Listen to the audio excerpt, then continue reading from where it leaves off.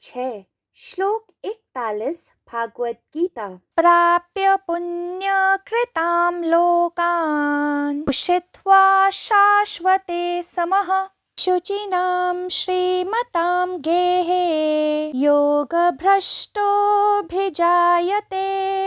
अनुवाद।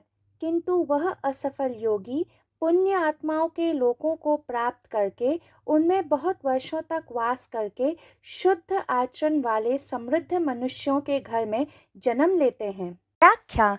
इस श्लोक में योगेश्वर श्री कृष्ण अर्जुन के पिछले कुछ श्लोकों में पूछे गए प्रश्नों का उत्तर देते हुए कहते हैं कि वैसा साधक जो साधता है अपने मन को परमात्मा से योग की दिशा में, किंतु पूर्णतः परमात्मा को प्राप्त कर ना सकने के कारण मोक्ष प्राप्त नहीं कर पाता है, वह पुण्यात्माओं के लोक स्वर्ग को प्राप्त करता है तथा जब उसके पुण्य समाप्त हो जाते हैं वह शुद्ध आचरण वाले समृद्ध मनुष्यों के घर में जन्म लेता है। ध्यान रहे, जिन साधकों ने साधना केवल असीमित सुख पाने के लिए की है वे स्वर्ग तो पा लेते हैं कुछ समय के लिए, किंतु उन्हें फिर से वापस संसार में लौट आना पड़ता है, क्योंकि मनुष्य की जीव आत्मा जिस चरम को प्राप्त कर सकती है वह मोक्ष है तथा उसे प्राप्त करने का एकमात्र मार्ग जीव आत्मा के लिए मनुष्य योनि में पैदा होना है।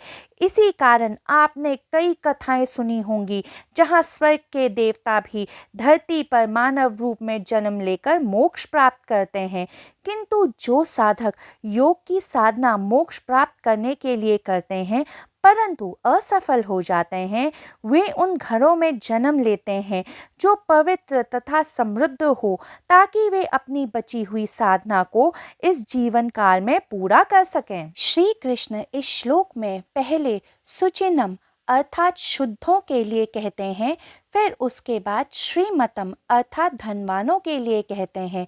पहले पवित्रता तथा उसके बाद समृद्धि।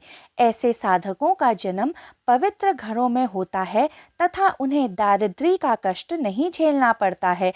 यदि ऐसे साधक का जन्म गरीब घर में होगा तो उसे अपनी आजीविका की तलाश में अपना जीवन और ऊर्जा का कुछ हिस्सा व्यर्थ करना पड़ेगा।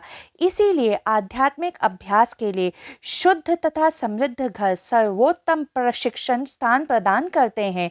हालांकि यदि दोनों में से कुछ चुनना हो तो हम शुद्धि को चुनेंगे, समृद्धि को नहीं। इस श्लोक में योगेश्वर श्री कृष्ण अर्जुन को आश्वस्त कर रहे थे कि तू भयभीत मत हो, यदि मोक्ष ना भी मिला तो स्वर्ग तो मिल ही जाएगा, यदि स्वर्ग ना भी मिला तो कम से कम उस कुल में जन्म तो ले ही लेगा जहां इस जीवन में छूटी हुई साधना का क्रम अगले जन्म में पुनः शुरू कर सके।